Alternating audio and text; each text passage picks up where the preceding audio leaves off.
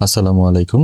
আজ বুধবার ১ জুলাই ২০২৬, ১৭ আষাঢ় ১৪৩৩ বঙ্গাব্দ, ১৫ মহররম ১৪৪৮ হিজরি।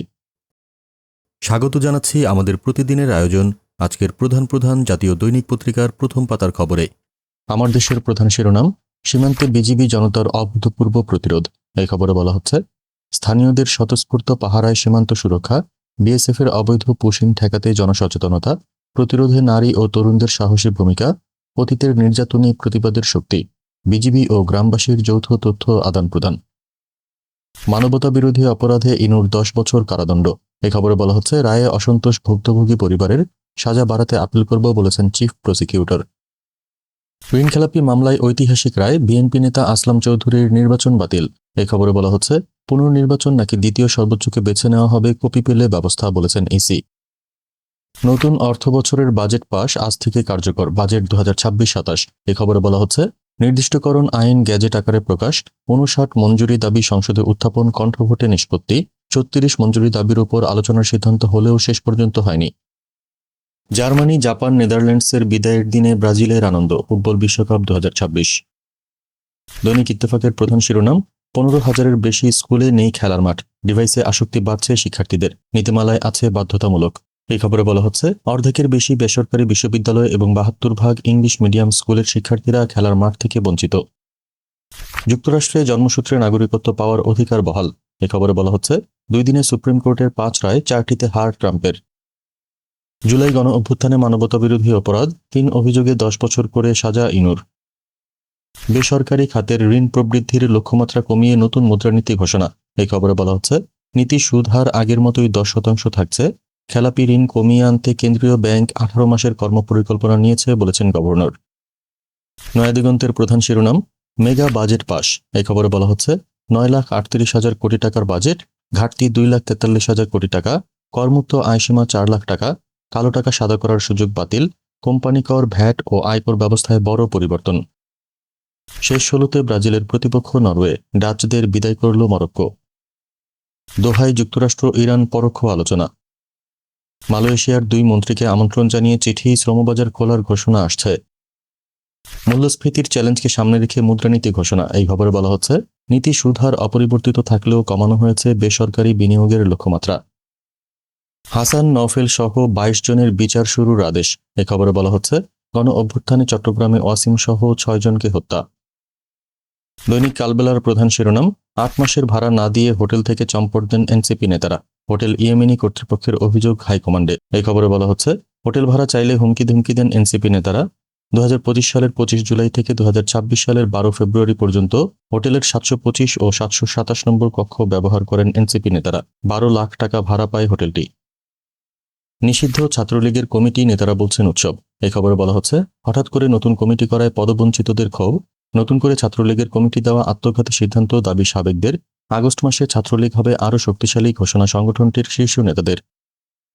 নতুন ইতিহাসের সামনে কঙ্গো পরীক্ষায় ইংল্যান্ড।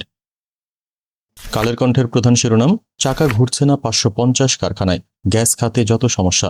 এ খবরে বলা হচ্ছে, সংযোগ মিলছে না অর্থনৈতিক অঞ্চলের শিল্প প্রতিষ্ঠানেও, বিতরণ কোম্পানির কাছে সংযোগের জন্য ১৮০০টির বেশি আবেদন।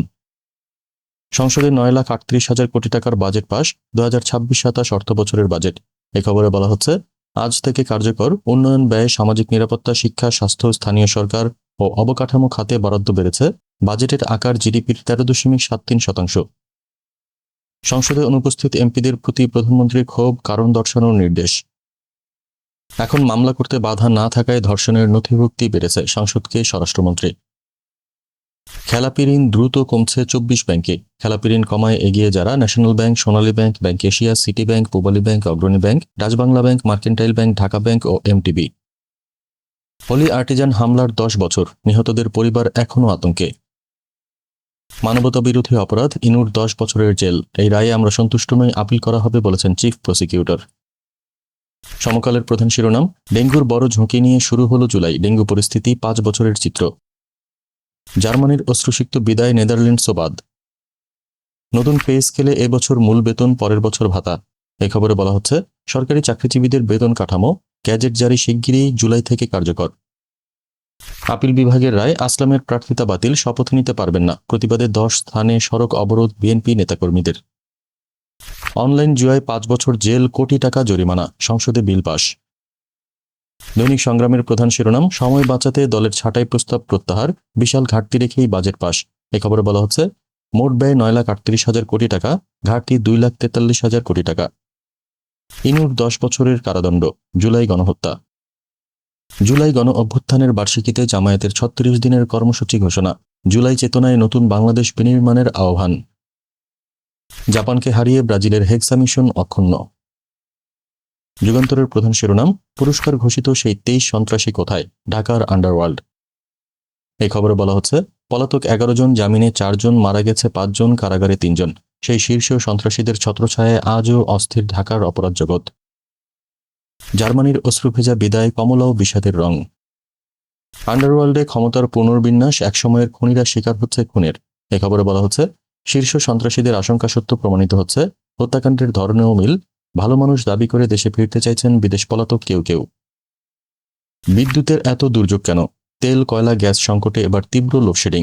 এ খবরে বলা হচ্ছে, নতুন করে সংকট হতে পারে বাসাবাড়ি ও শিল্প কারখানায়, বিশ্বকাপ খেলার কারণে অতিরিক্ত চাহিদা বেড়েছে 3,000 মেগাওয়াট। 9,38,000 কোটি টাকার বাজেট পাস। এই খবরে বলা হচ্ছে, আজ থেকে কার্যকর, ছাঁটাই প্রস্তাবের আলোচনা প্রত্যাহার বিরোধী দলের। এই ছিল আজকের প্রধান প্রধান জাতীয় দৈনিক পত্রিকার প্রথম পাতার খবর। আগামীকাল আবার আমরা হাজির হব নতুন সব সংবাদ নিয়ে। সেই পর্যন্ত দেশজগৎ নিউজের সাথেই থাকুন। ধন্যবাদ।